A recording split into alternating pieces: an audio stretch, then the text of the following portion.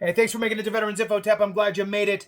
There is more movement with regard to what I believe going to add a new location, I'm hoping, new location and new presumptive conditions for a whole set of veterans who I believe have really been left out, man, on this. And I will tell you that the DOD has released information, reports showing that there's, massive contamination, and there has been nothing. The VA has not really taken it up to create that presumptive list. The DOD, even though the report says that there's a ton of contamination, has not really came out and said that there was. So the VA says, well, the DOD hasn't said it yet, and blah, blah, blah. So Congress is stepping in, and they are pushing on the VA. And this is from the U.S. Senate Committee on Veterans Affairs and a handful of different legislators on here pushing the VA. So with that, hit the thumbs up, subscribe, share with a friend, all that good stuff. I really appreciate it. If you want to support the channel in other ways, consider being a member. I really do appreciate it. If you go to the homepage, you'll see kind of a scrolling highlighted members. And you'll see a join button there. Thank you again to all you members. I really appreciate you so very much. All right, so the two asks, hit the thumbs up and let the video run. Let's go. Tester Takano Blumenthal call on VA to ensure toxic exposed K2 veterans receive earned benefits. Good. In a letter to VA, group presses for review of toxic exposed related service-connected disabilities for veterans stationed at Karshi, I can't even say it, Khanabad base. It's 2 Ks. That's why it's K2. All right, in Uzbekistan. So, Friday, October 11th, 2024 is when this came out. Sharing it with you here today. I've referenced this on this channel multiple times. How the K2 situation is just a cluster of a situation. So I am very happy to see that there is at least a push now coming from the congressional side. Let's jump into this release.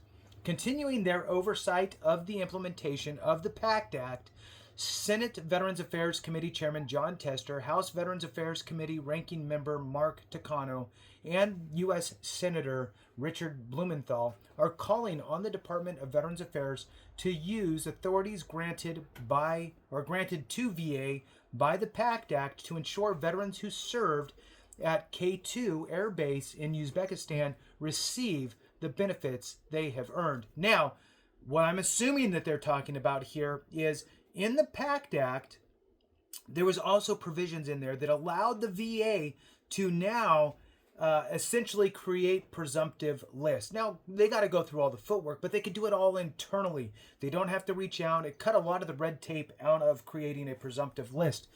So it is a very, very powerful aspect of the PACT Act that a lot of people just aren't really aware of.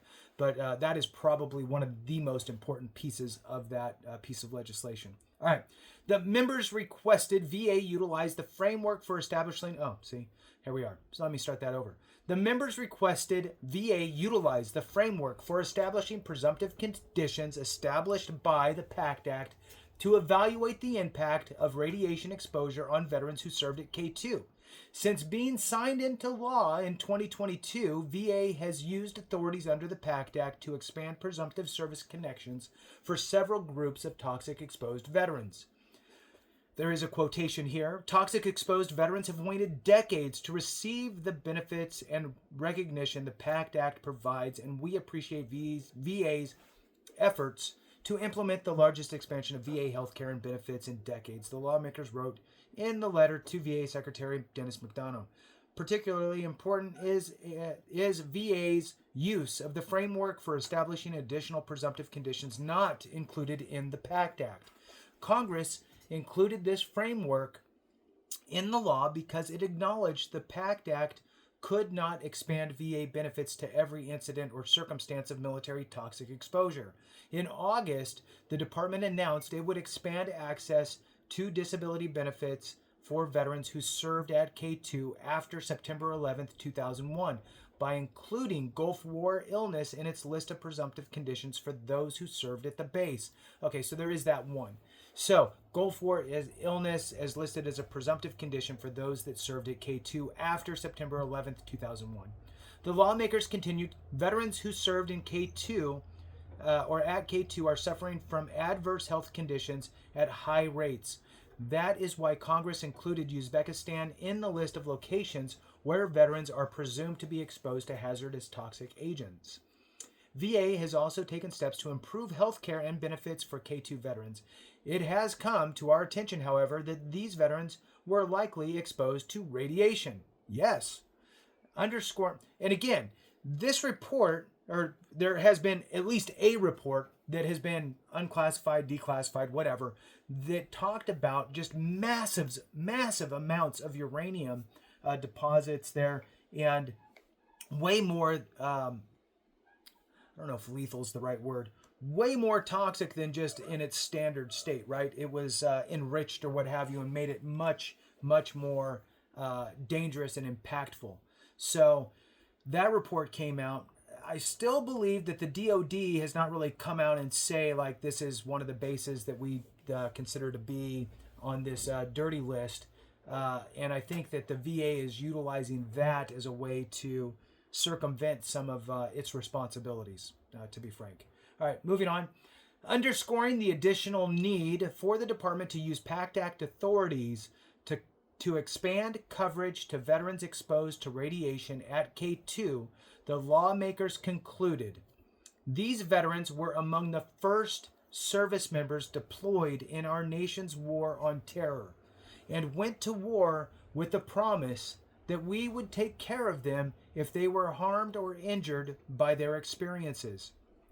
We respectfully request VA utilize its authority under the PACT Act to ensure those harmed by radiation exposure at K2 are provided the health care and benefits they have earned.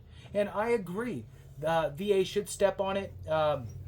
Now that we have a voice from on the Senate side, or at least this letter here, really pushing on the VA, I think that, let's see, so it's, it's actually joint, so it's House and Senate.